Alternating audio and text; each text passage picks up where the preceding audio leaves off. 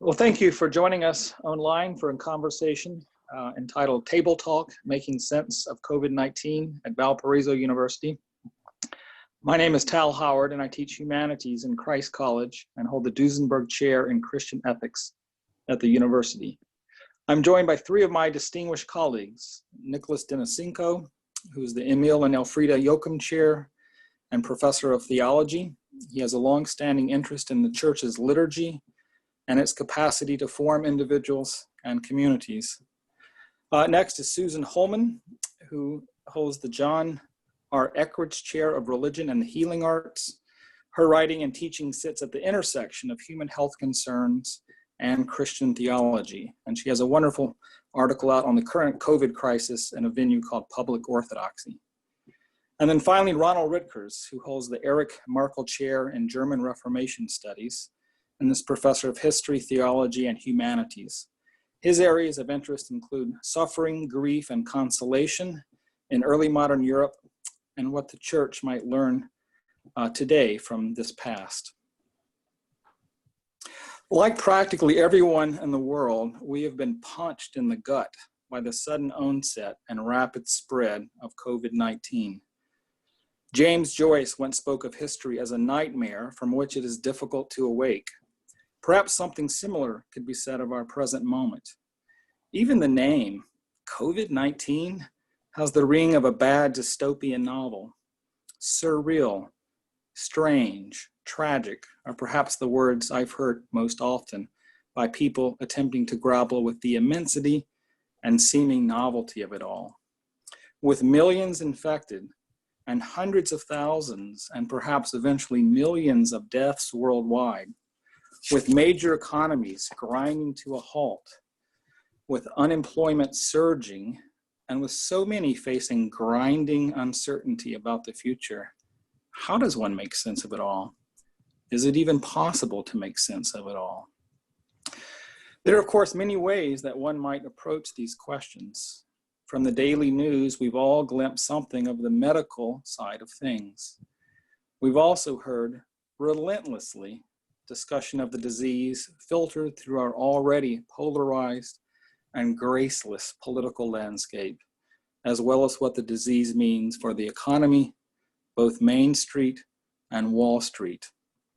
Tonight, we invite you to a different type of conversation, a conversation grounded in Valparaiso University's dual commitments to the life of the mind and the life of faith, a commitment to helping young people live a truly human life and a life grounded in the conviction that God is not indifferent to the human condition, even and perhaps particularly in its darkest and most difficult moments, such as our present.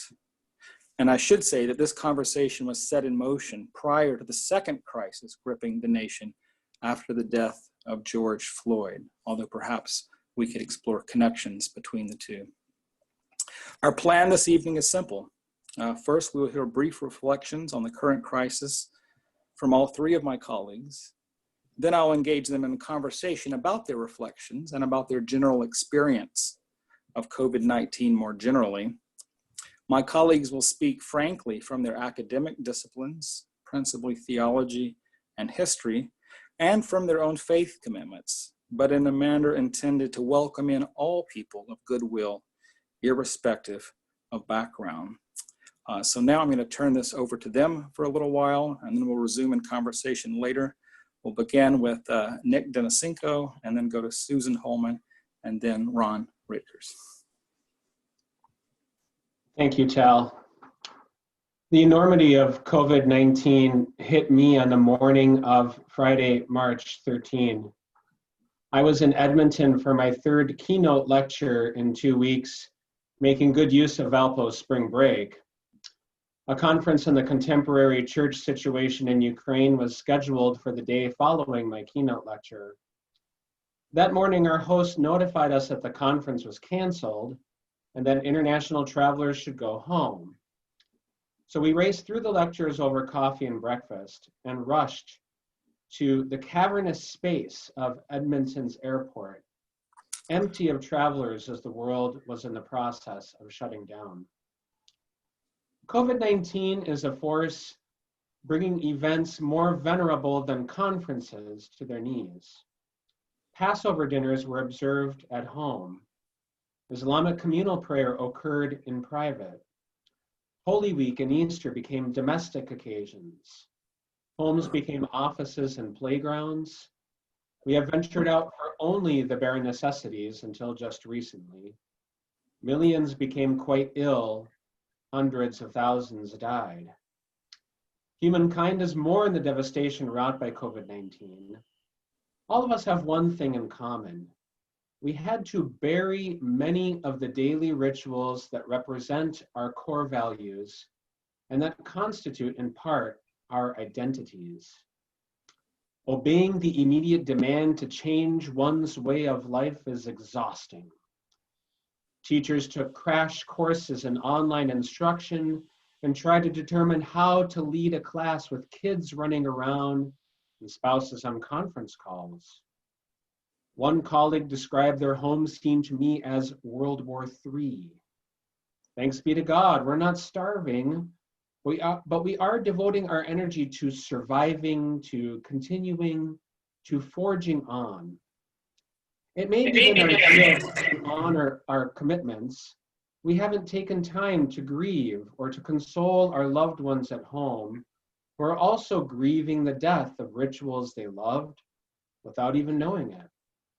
As a liturgical historian and theologian, energy welled up inside of me involuntarily to find a way to maintain the connection with others and observe Holy Week and Easter, even if the customary rituals were set aside for this year.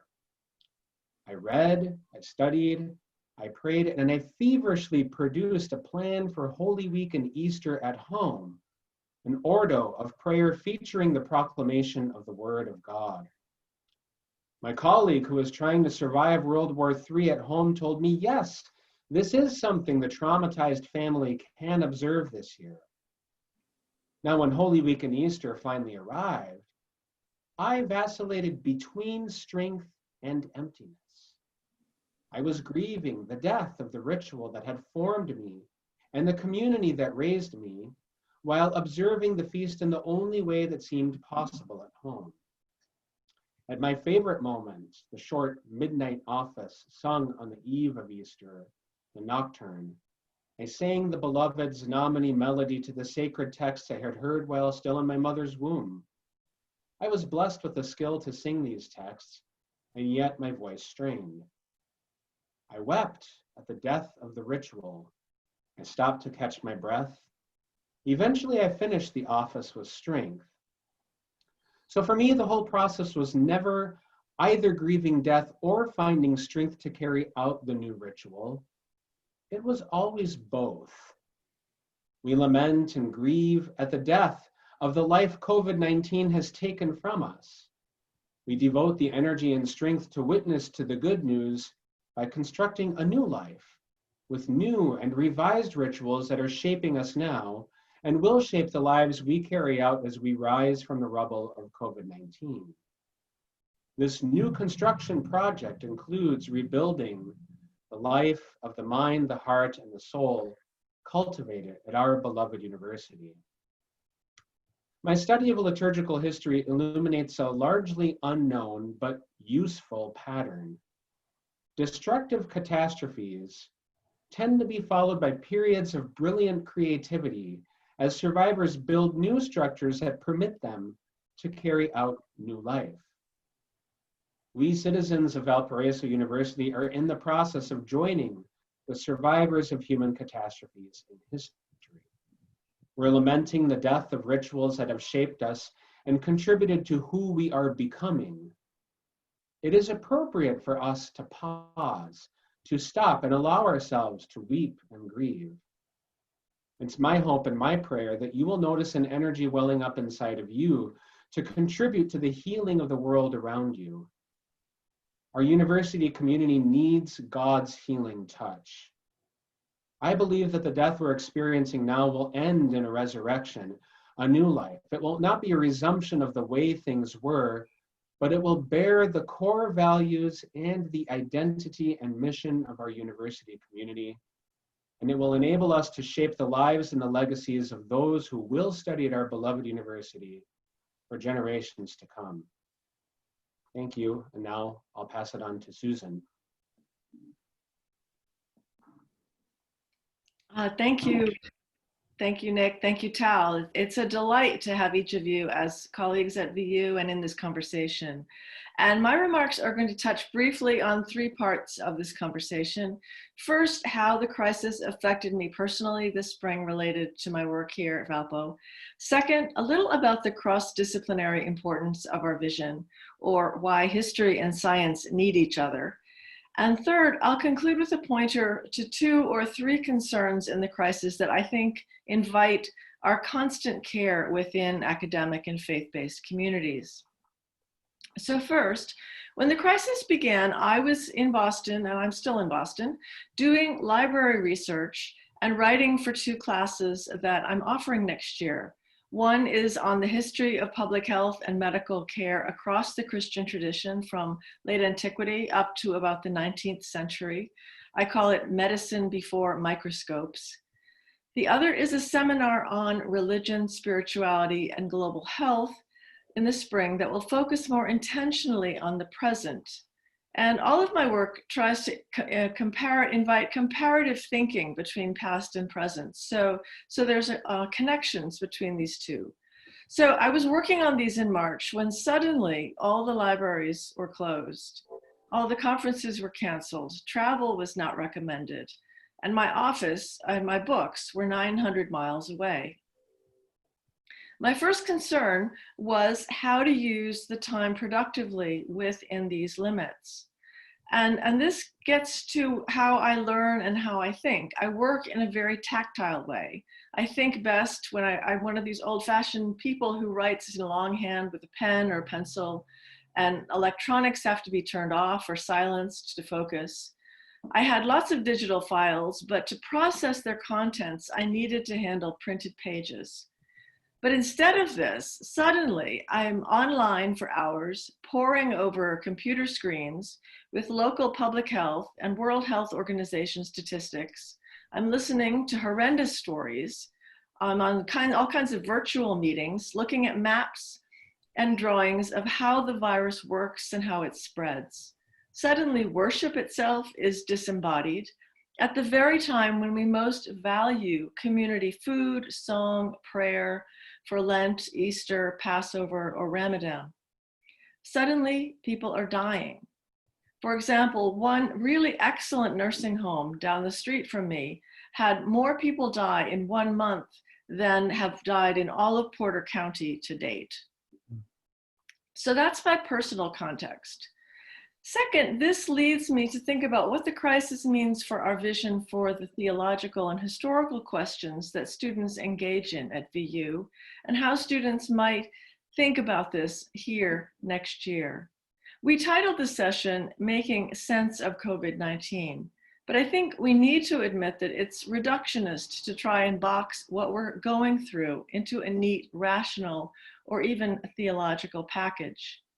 We need to get our heads around at least enough to inform our own ethics, our own choices, what we in our limited ways maybe can say and do as people of faith who care about global health and stewardship. This is where looking at history can help us. So as a historian, I've been really heartened by the media that's been pointing people to lessons from the past, to the 1918 global flu pandemic, to the plague in classical Athens, late antiquity, the Black Death, the plague in the Reformation, and then again in the 17th century, and even the cholera pandemic of the 19th century. Then as now, people were scared. They were impatient, they were grieving. Then as now, there were injustices and inequities. The social determinants of health, race, class, urban, rural, housing, education, employment, government policies, and social security networks played similar roles in many ways. And religious people wrote and spoke and often tried to help at great personal cost. Reading these texts gives us perspective. They remind us that we're not alone, They encourage us, I think, to hope and believe that small actions can matter for good. And we'll look at some of these texts in my courses next year. What happens with them is really up to the students, what they do with it. To bring ethics into science, medicine, public health, we need the context of history. We also, of course, need science. Modern science is vital, but this crisis reminds us that it's not an instant fix. Like technology, science is a tool. That's why effective health education has to be cross-disciplinary. Healthcare delivery, nursing, end-of-life care, STEM research to help people flourish, all of these need the humanities. And I've been very heartened by Valpo's program in the nursing and health professions, which really understands the need for this connection. And I think that's a strength that we can stand on and that we can build on. Finally, third, a couple of concerns, and these are just little things, there's so much out there, that I think invite our constant care and awareness in any discussion in the academic and faith communities going forward. I say more about these in the essay published last week, so this is just pointers, these are pointers. First, the social borders of our current distancing actually worries me. I'm concerned that a fixation on safe distance just tempts us to feed into prejudice, into discrimination, into increased xenophobia. As I said in the article, safe distancing, I think, is safe only when it opens up possibilities of research, cure, and economic hope at a global level. Christians, Jews, and Muslims share a belief that the whole body, embodiment, really matters to God, and that body includes the physical community now and across time. Mental health, engaged learning, even worship needs the healing value and accountability of face-to-face space and time. The racial violence of the past week reminds us how fraught these things are in the economic and power inequities that inevitably affect health for everyone. This matters for Valpo students as they worry about their own families. Second, education. Children's education is suffering as a result of this. Online learning is not the big answer to everything. There was a report last week from a UK charity that said more than 50% of children surveyed across 13 different countries in Africa and Asia are currently unable to take part in any form of learning amid the lockdown measures. With schools closed, there's a lack of access to basic prevention measures such as soap and water, and a very real risk of extreme hunger and even starvation. Children and families are in the midst of a crisis that many will never recover from, says this report. And out-of-school kids are then much more at risk in these cultures for child labor exploitation, forced marriage, and recruitment into armed groups and gangs. And then third, finally, the crisis reminds us that we're global citizens. And I've heard this from a number of places. And I would encourage us all to build on this, to deliberately connect with international news, maybe perspectives under the radar of the leading media streams. How are folks in other cultures coping? How can that help us cope too? And for coping, maybe we also can turn off the news, the computer, go for a walk, enjoy looking at the night stars as we pray for the world in this moment, here and now.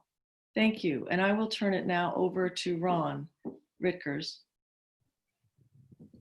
Thank you, Susan, and thank you, Nick, for your really enlightening comments, and thank you, Tao, for the kind introduction, and for those of you who have joined us on this Zoom call.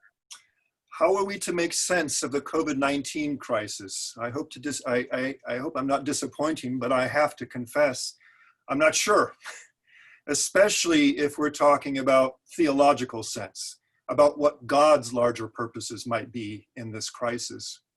Short of direct divine revelation, I don't see how anyone can be sure. There's actually relief in this confession of ignorance, I believe. How utterly exhausting it is to try to master this crisis intellectually, because it is so much larger, stronger, and seemingly smarter than we are. We should, of course, do all that is in our power to confine, to cure it. but we should not seek to make overall theological sense of it. Certainly not yet. The why of it must be left unanswered. This why, I think, is more than we can either manage or bear, especially right now. Still, there are some things a person of faith, in my case, Christian faith, can say about this crisis that may provide at least a measure of meaning and consolation in the midst of it. For some time now, I have been studying how Christians in previous generations have sought to understand and cope with suffering of various kinds. And I focused especially on such efforts in the Reformation, especially pastoral efforts. Among other things, I've learned that in keeping with Scripture, Christians in the past had a number of ways of accounting for the presence of suffering in their lives. They did not simply attribute all misfortune to divine punishment for sin. Two of these traditional ways of making sense of suffering have been especially on my mind of late. In early March, just as we were learning how serious this crisis was going to be, people quickly started looking for explanations and, alas, scapegoats. In this context, the lectionary for many Christian churches supplied, I think providentially, John 9, 1 through 12 for the fourth Sunday of Lent. In this passage, a favorite of medieval and Reformation theologians, Jesus sharply rebukes those who seek to attribute a man's blindness to sin, either to his own or to his parents. Jesus allows no such simplistic and self-serving application of a retributive justice model to real life suffering. He asserts, it was not that this man sinned or his parents, but that the works of God might be displayed in him. Then Jesus healed him. I have been praying that God might rebuke the same fallen desire to find a scapegoat today.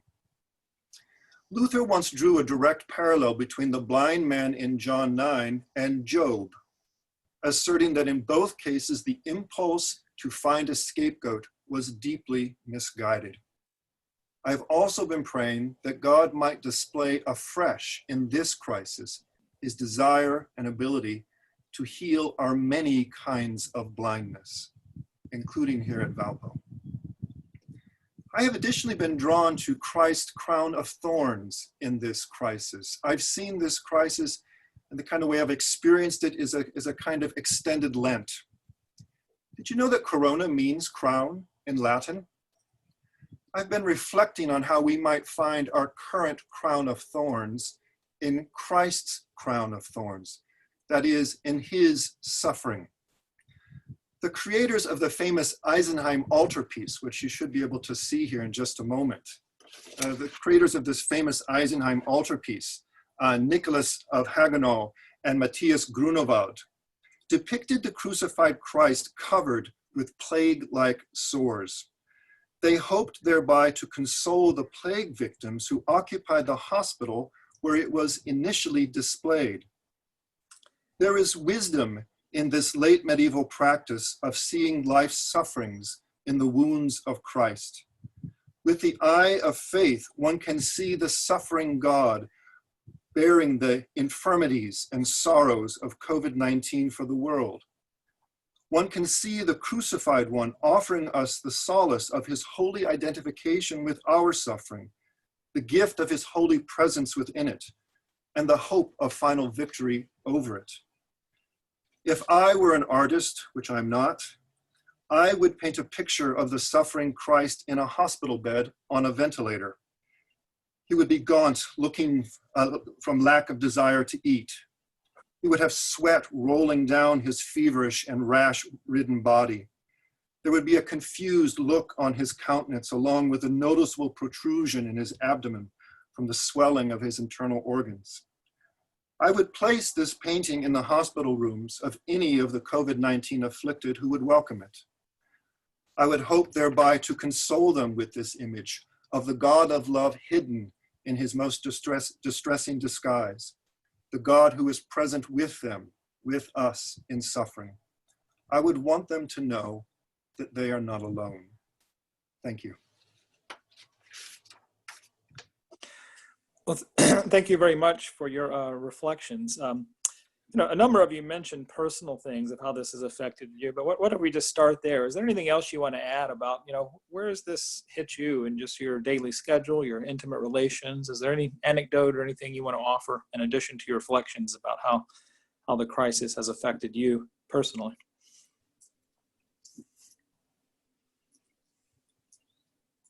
I would say just two things, and this builds on Nick's comments on the importance of ritual in our lives. Yesterday was to have been the graduation for my twin sons from high school. And there was no graduation. Well, there was there was a virtual graduation ceremony. And my wife and I had kept a stiff upper lip until just before it began, but it was hard for us not having that ceremony of closure and seeing everybody. One other anecdote is during Holy Week, a member of my church lost his father. His father passed away, and the funeral was on Good Friday. And so after our service of Christ's last words from the cross, I went out to the cemetery and, of course, had to social distance, it was great. It was great being there. It was great being there, but it was also hard not being able to be present and touch and give consolation. I think, and thank you, Ron, for your comments. Just one brief reflection on our experience at home is there are three of us here, and often one parent is not home. So we draw upon the normal everyday routine of human connection with people who are in the various communities in which we have anchors. My first thought when the pandemic hit was I didn't ask for an indefinite period of Sabbath, but it has been given. No one asked for it, but it has arrived.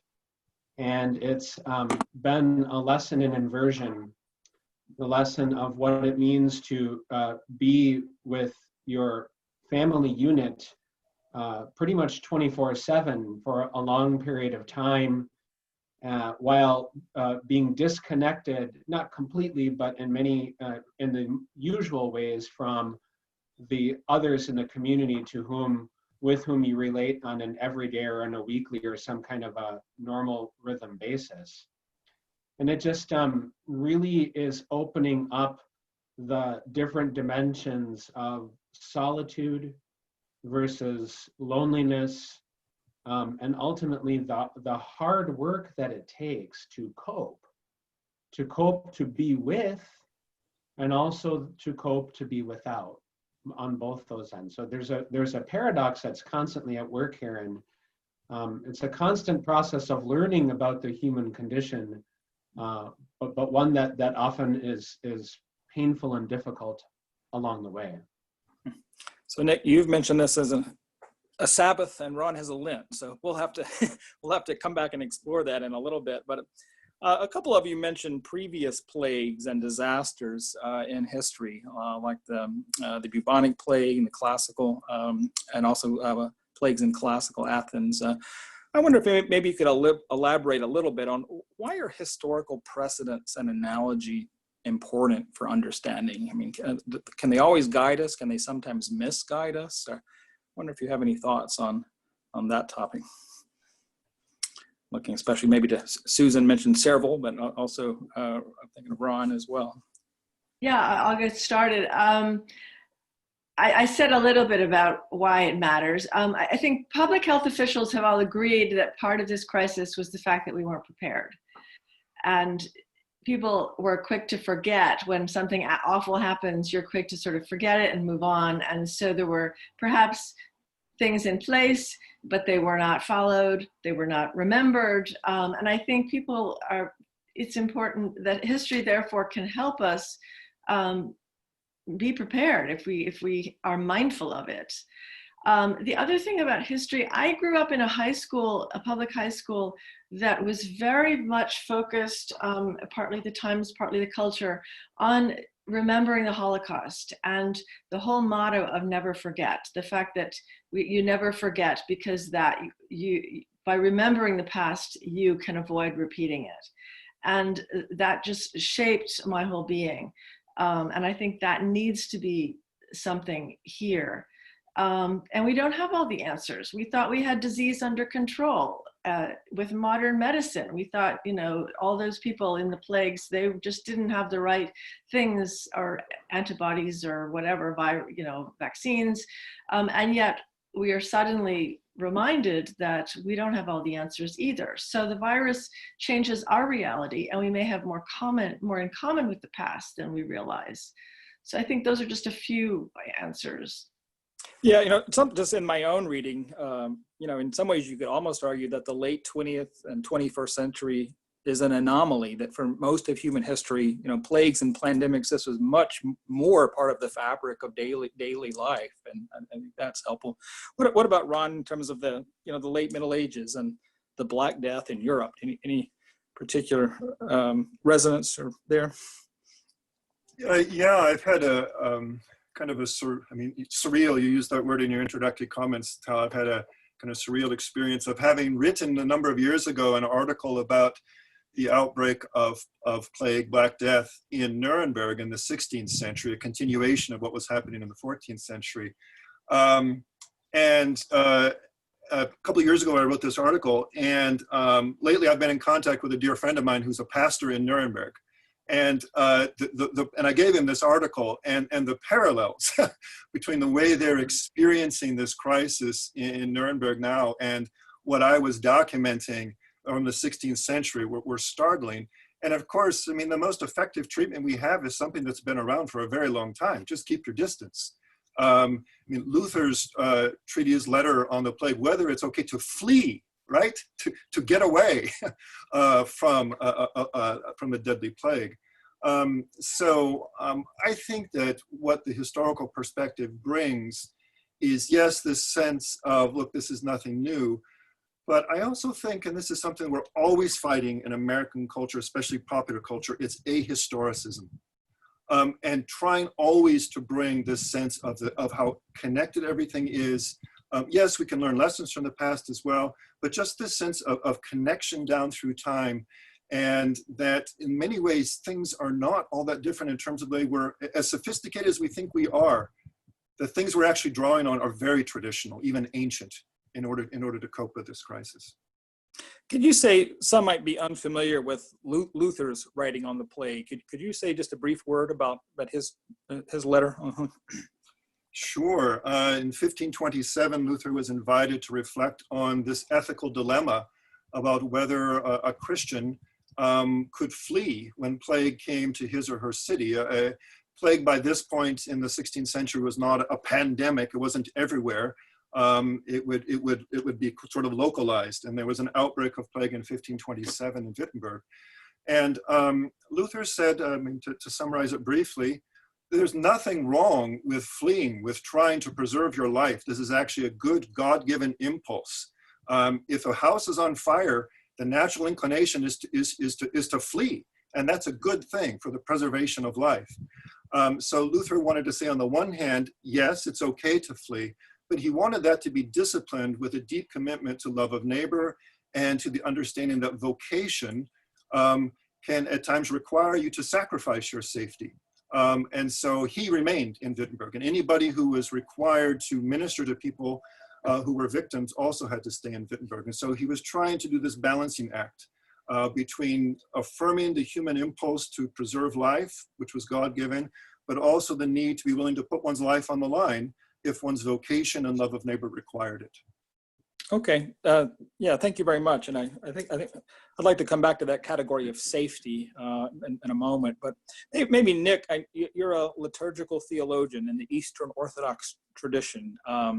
I think I counted the word ritual 5 times in your reflections. Can you say just a little bit about what does ritual mean in the Orthodox tradition, and maybe elaborate a little bit on your experience of Holy Week and Easter this year, and others too, if you want to chime in on your own experience of Holy Week and Easter, the most solemn and important period in the whole church calendar. Thank you, Tal. Yeah, a couple of things about ritual, and I think this applies to religious traditions and non-religious traditions. Ritual is something that has to be learned. Even something as fundamental as brushing your teeth or learning how to bathe yourself becomes a ritual appointed to a certain time of day, something that people with traumatic brain injuries often have to relearn how to do depending on the severity of the injury. And in religious contexts and national contexts and civil contexts, rituals are both expressions of who we are and are constantly shaping who we are becoming. And speaking for myself, although I've heard this echoed certainly elsewhere among a number of other Christians and people of religious traditions, the pandemic forced us to adapt immediately. And first of all, there's a sort of like a resistance of, well, we don't want to adapt. This is our playbook. We have a blueprint for how we do things. And it's almost like a communal muscle memory. This is how we do things. And in the Orthodox Holy Week, it's very ritual heavy. It's saturated with emotional ritual, a lot of processions and incense and veneration of relics. And so here, what we were left at for those of us who stayed at home and were not glued to live streams of services was to appreciate the sacramentality of hearing the word of God. There's a lot of scripture proclaimed on that week, and it tends to be overwhelmed by all of the ritual that we do, but it's always been there.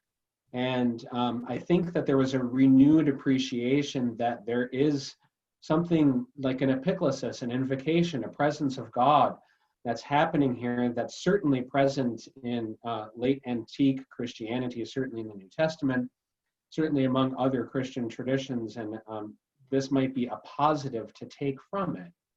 And I think the second thing that comes from this resistance to, we don't want to change the way that we do ritual, we're going to be very hesitant to adapt, is a reinforcement that, ultimately it's not about me.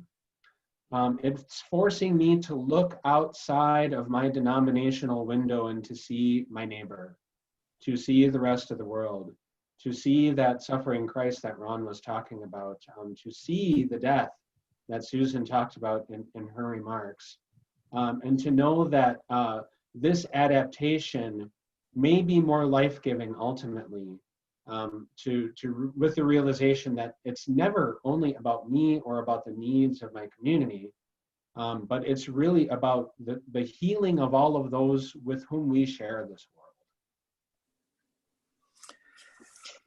Any others want to share anything about just your experience of sacred time and worship during this period? Yeah, I also am worshiping with an Orthodox community, and they have had Zoom meetings because we had no alternative. And it's a very physical community, and we really love eating together and sharing space 3D. And so it's not the same, but it has been a life-giving thing for me. Because we're not just watching a service, we're actually all participating. We take turns in reading, we have time for talking afterwards, and the priest is very much deliberately having people participate. So it's an alternative to liturgy that we are all sad about, but it really has been life-giving. Thank you.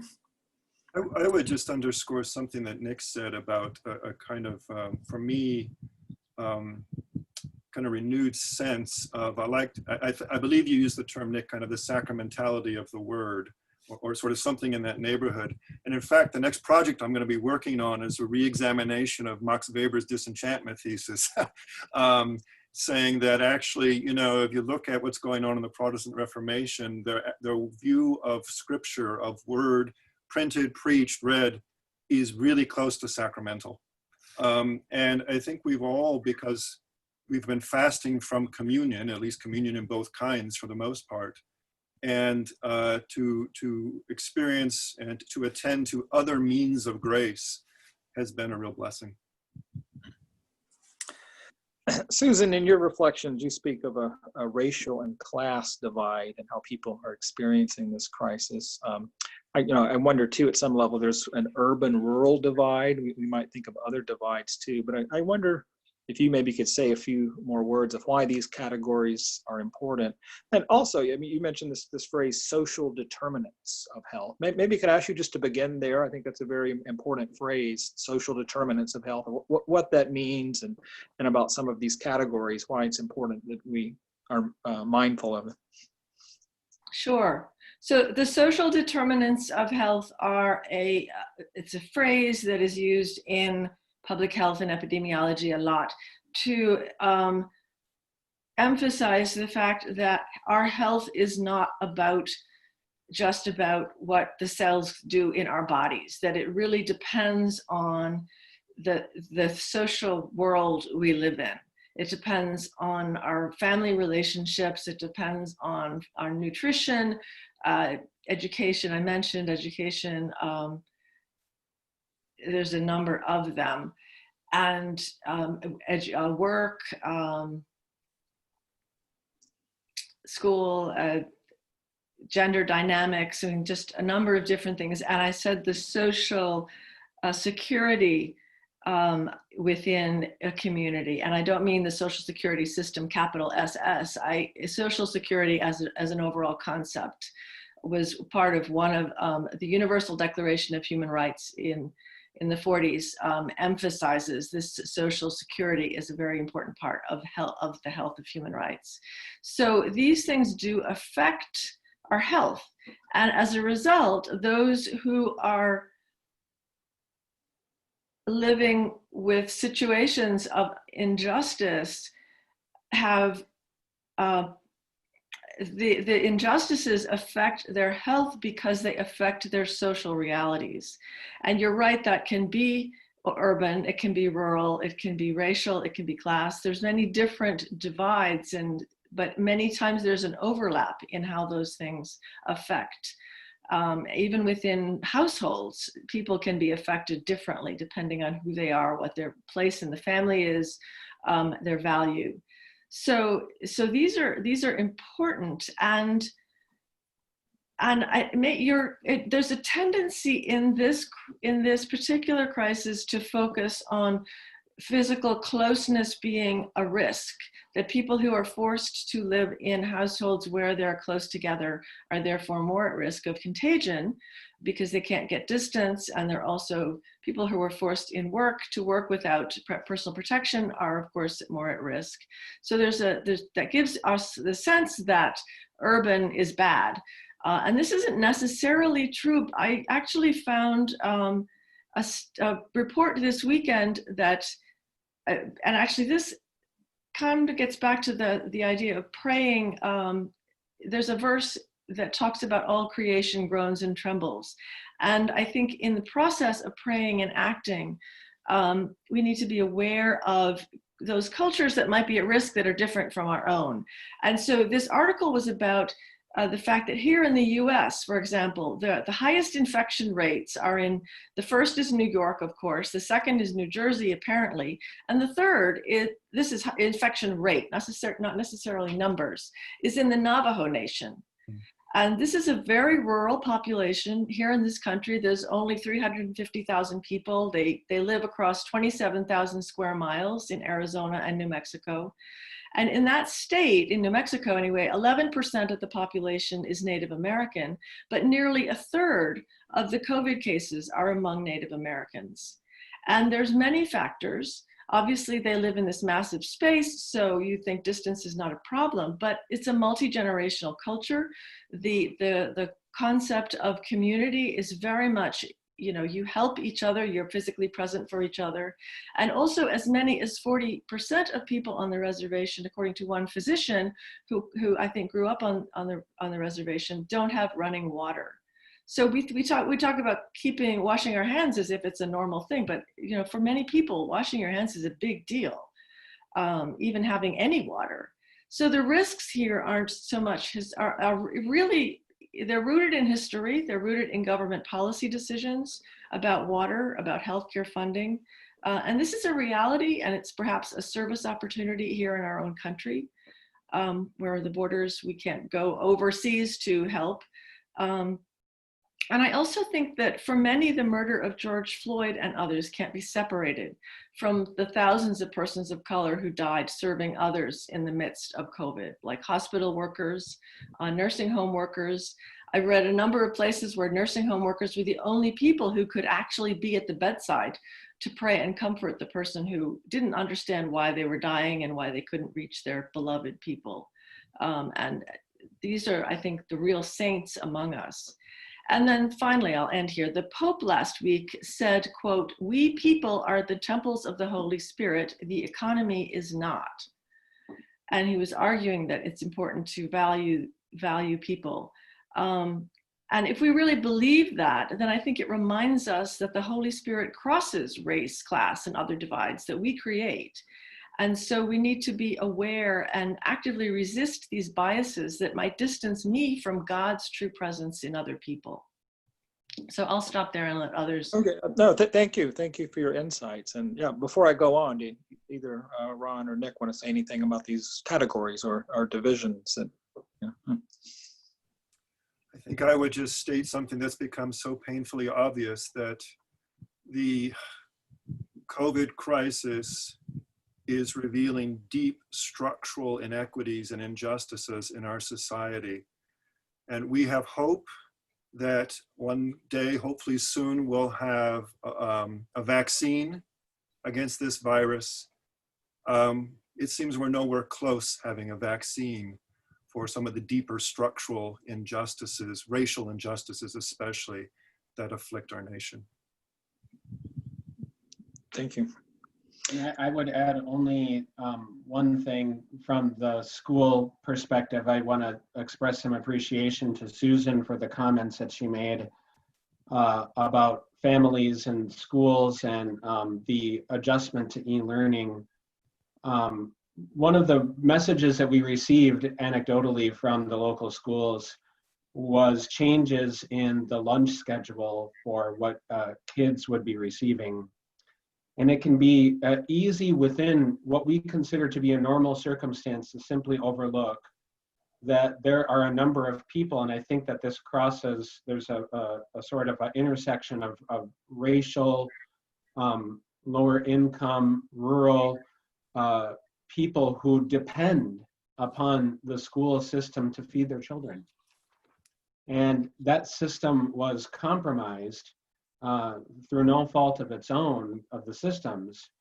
But it's one of those reminders of the exposition of that pre-existing brokenness, so that when we talk about going back to normal, the normal can't simply be putting a Band-Aid on what we were doing before, but it has to be a group think, a group pray on reconstructing something new that is for everyone. Thank you. Thank you, Nick. Let's see, I'll direct this next one to Ron, since I know you write on the topic of grief and suffering in the early modern period, but in the Christian tradition, the faithful are called to console the suffering and comfort the grieving. Now, what might this what ought this to look like at this time, individually and for a community like Valpo? Big question. In my opening remarks, I mentioned two ways that Christians in the past have sought some sort of meaning in the midst of suffering. One that I didn't mention that I think is especially important right now is lament. And in fact, one of the things that I learned, taking a long run up to what was going on in the Reformation and thereafter in terms of consolation, was that kind of full-throated lament that you find in the Psalms and some portions of Job that actually has a lot of chutzpah behind it. It's actually difficult to find that in much of the Christian tradition. And I think we need that now. People need to lament And lament can mean a number of different things. It can mean simply that they need to acknowledge that their kids couldn't have a graduation ceremony. There's a kind of grief, there's a loss, or the actual grieving of someone who's died, right? And so I think lament is something that is really important. Lament can also be a kind of protest. Why is this happening? Why are the vulnerable, the least of these, being most afflicted right now? That's not just.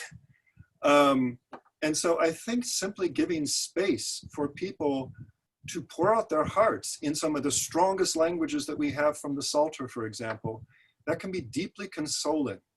And protest as well can be deeply consoling. I mean, this is what we're seeing across our nation. I would say maybe in addition to that, especially as we're just now the other side of Easter, the Christian faith and other faiths have their own approaches to this, but the Christian faith gives us hope that this death and disease and suffering is not the final thing. And so finding not glib ways, but sensitive ways to share the hope of resurrection, that's got to be part of what we offer our community.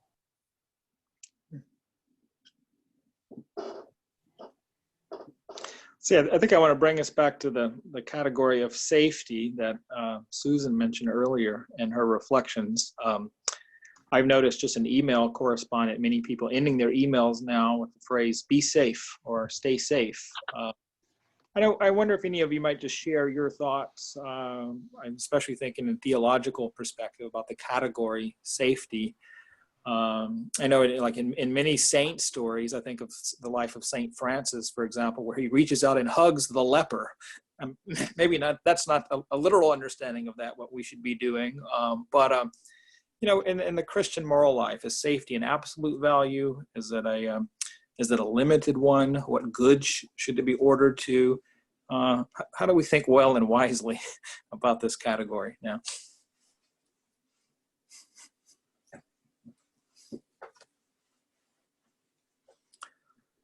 And Susan, I'm gonna look to you since you mentioned the phrase. I know in your lovely essay you speak about, you know, that in some ways we should think of other bodies as kind of connected to our body, or the danger of othering others.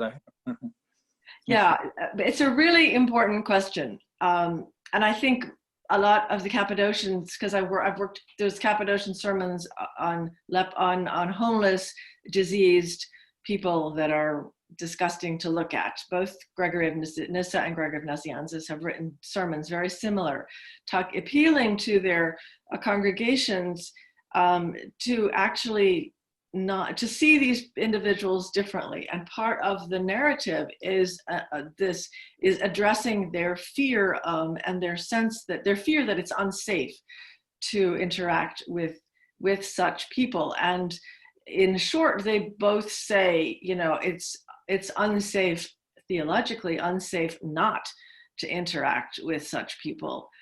They actually hold the kingdom in many ways reflected better than you do in your selfish, you know, sinfulness.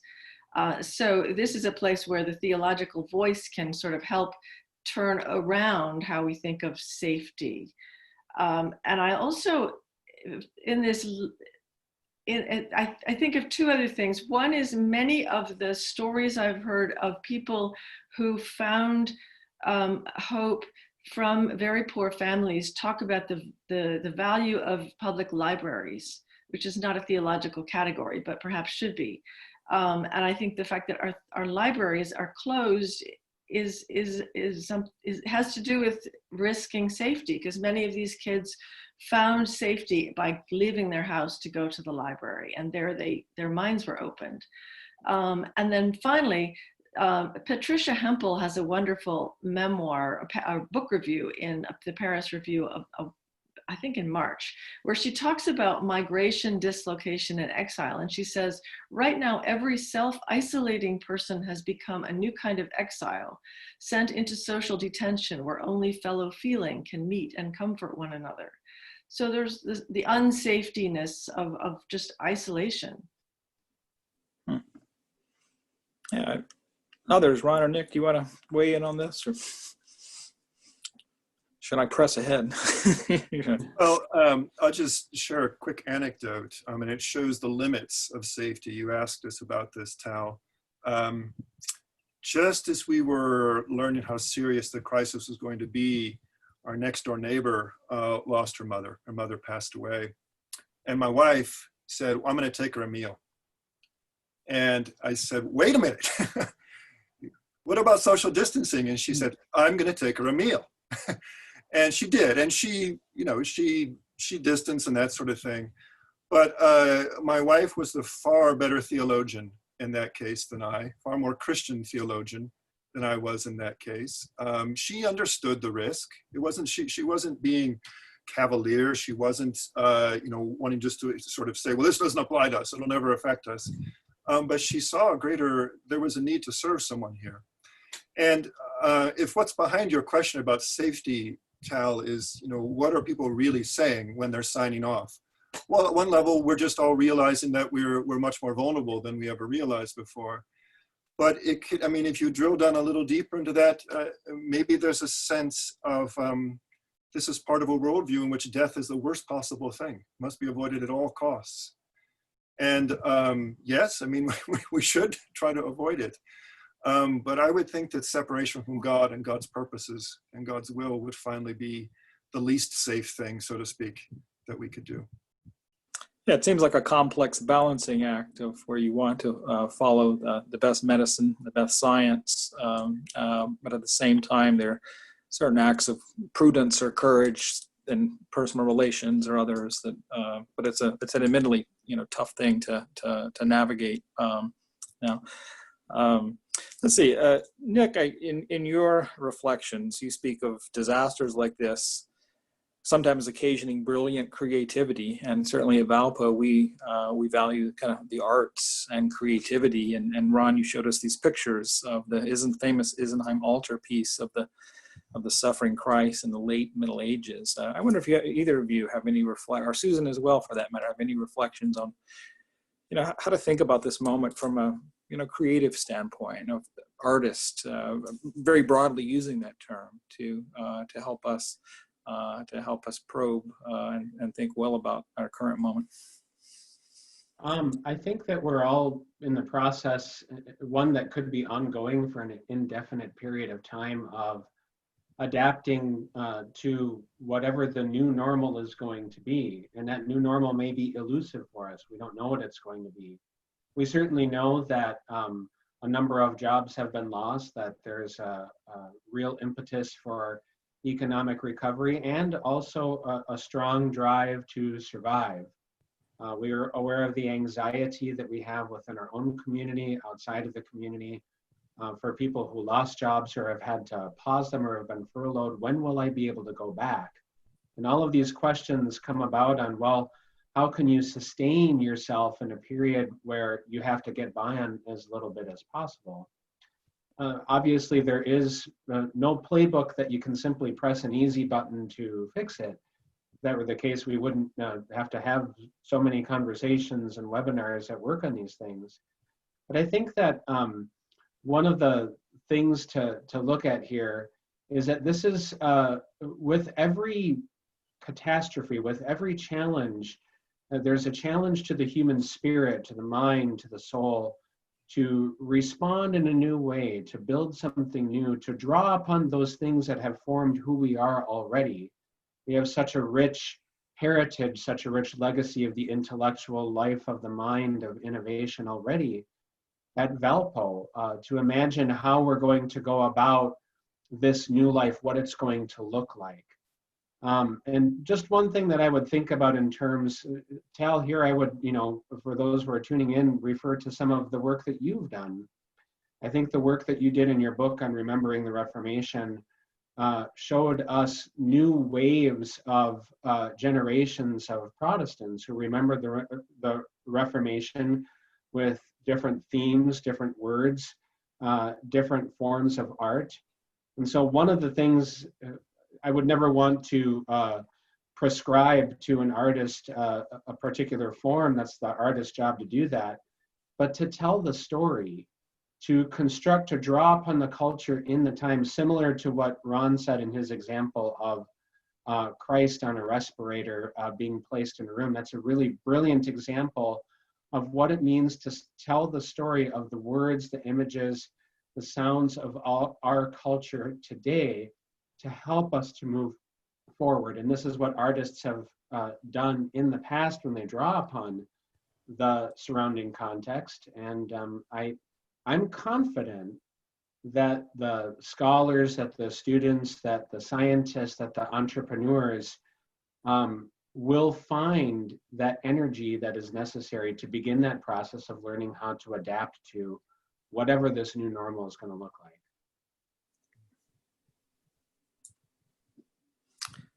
Ron, do you want to add anything to that one? Or? Well, I made it clear in my opening comments that I'm not an artist, so I should keep my comment brief. I would simply maybe build on what I said in my comments, the Eisenheim Altarpiece. I actually have seen it in Colmar, and I can well imagine how someone lying ill in that hospital run by this monastic order where it was first placed, that had to be deeply consoling for people, you know, whose bodies were ridden with these pockmarks and everything. And there's such great pastoral, I mean, there's wonderful artistic ability in that piece, of course, but there's great pastoral sensitivity and just a deep theology of the intersection of human suffering and divine suffering. I mean, if I were to, if I were to venture sort of a small bit of advice for an artist working in this period, I would say, well, go meditate on Isaiah 53 about Christ bearing our sorrows and our infirmities, all of our infirmities. And once you've done that for a while, go write or sculpt or paint or compose. And then what you produce may come close to capturing the moment in the way that this altarpiece from the later Middle Ages or the modern period does. I should say too that my favorite, very favorite place on VU's campus is right next to the homeless Jesus. This brilliant sculpture that we have right in the center of our campus. We have got an icon right in the middle of our campus of how the divine inhabits the human suffering. And if we could spend more time, I've actually invited students to do this in the past, and they've written brilliant essays reflecting on what it means that God is there in that place, in that form. If we could do more of that as a community, I think something profound could happen. Well, let me turn to just your own teaching and scholarship. And I know, Susan, you mentioned two classes, Medicines to Microscopes in the fall, and Religion, Spirituality, and Global Health in the spring. And obviously these titles seem to connect very much to our current moment, but maybe for Ron and Nick, your own teaching and scholarship, it will have an impact there as well. But I wonder, Susan, maybe you would say a few words about how, I assume these classes have been in the works prior to COVID-19 coming on the scene. I wonder if it coming on the scene has sort of maybe changed how you would think about your pedagogy.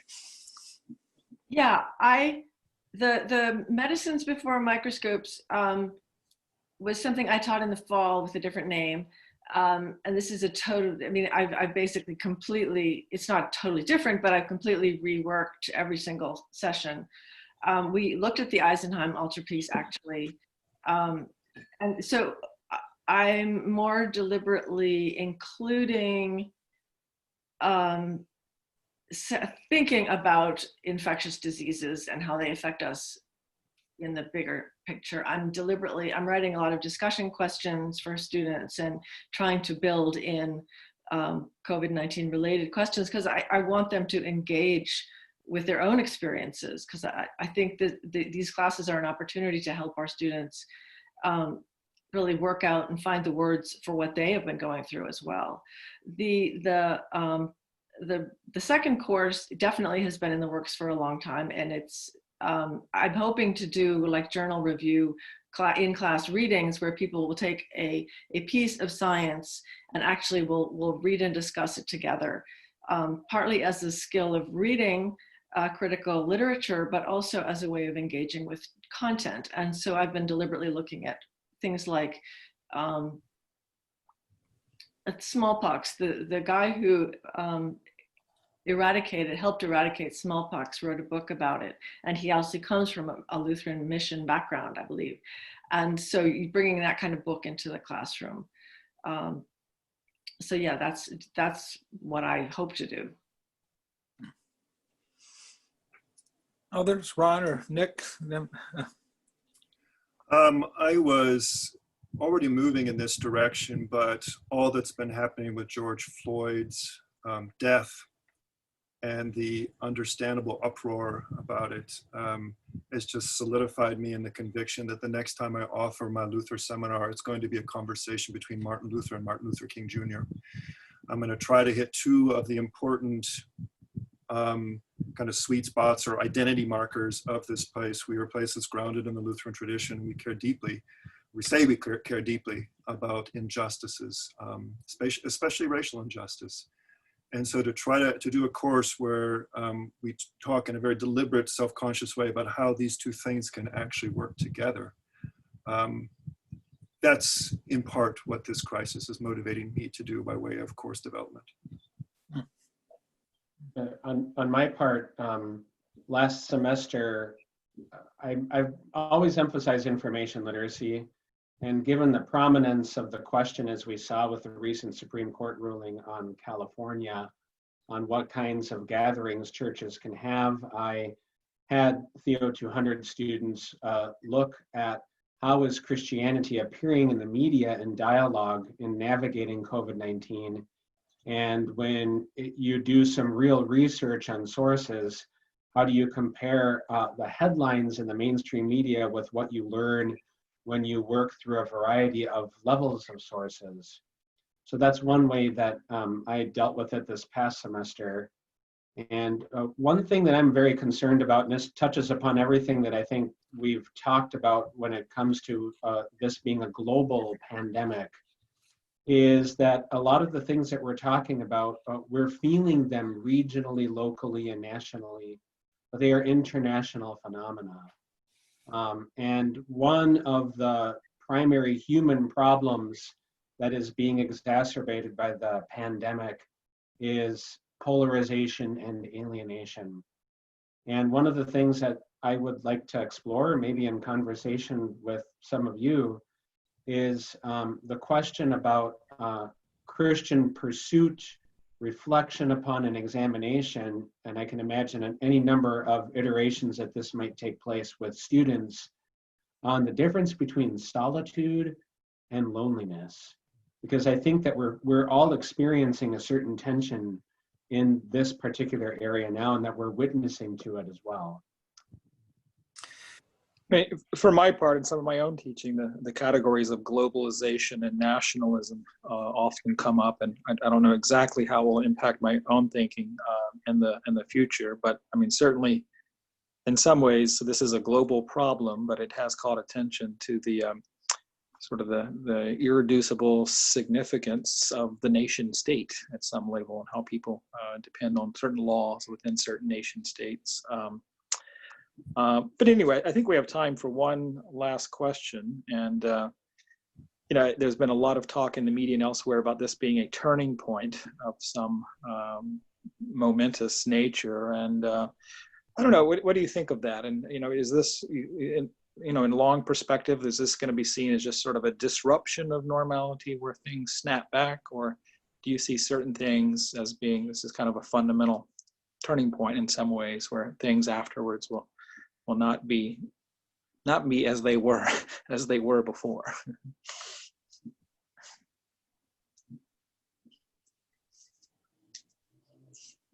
I stumped you right at the end here. Well, you've asked a group of historians to be prophets. Predict the future, right? And they didn't ask me, they didn't offer that course in my doctoral program. I think there's no question that things will not be the same. But I think that we don't really know. I would go with what Ron said. Kyle Harper wrote a book called The Fate of Rome that traces the connection between disease and weather on the economic crisis that was related to the fall of Rome, quote unquote. And it's a fascinating study for this very question. How do you predict the future? How do you explain massive shifts? And I think, you know, how this crisis affects the next 5 years may be extremely different from its effect on, you know, whoever's going to be living in our home space in 100 years. We just don't know. I think that ultimately there are a number of different directions that this could go. I certainly had a priest friend who said, you know, I took a lot of classes on St. Gregory Palamas that distinguished between essence and energies, and what I needed was a class on how to be a pastor during a pandemic and how to have church. So, you know, certainly there's that level of reflection.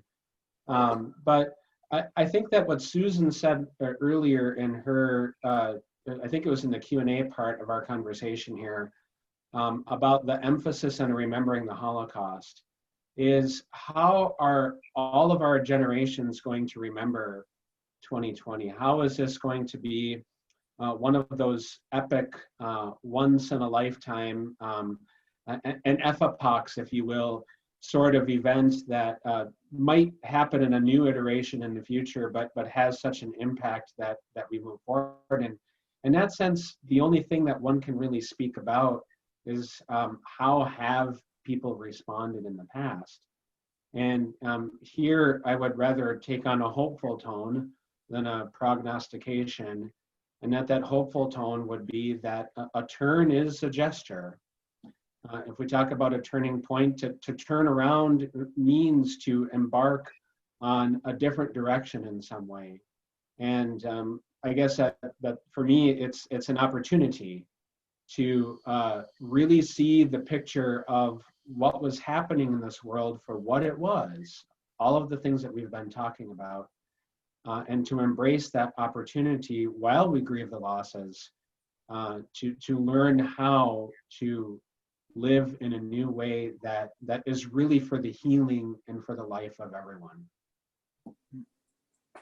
I wonder if at some level too, it calls our attention to the limits of our understanding. I mean, I do hope we can learn from the past, and maybe there's hopefully better preparedness for the future for this type of things. But you know, events like this or 9/11 or others, in some ways there's a element of unfathomableness or unpredictability about them, and that's certainly hard to prepare for. Any final comments that either three of you want to make? Well, I've certainly enjoyed the conversation. This is a new event for me, and thank you very much. And for those joining us out there in Zoom land, I'm glad you were able to tune in. So for all four of us, I will sign off now. Thank you.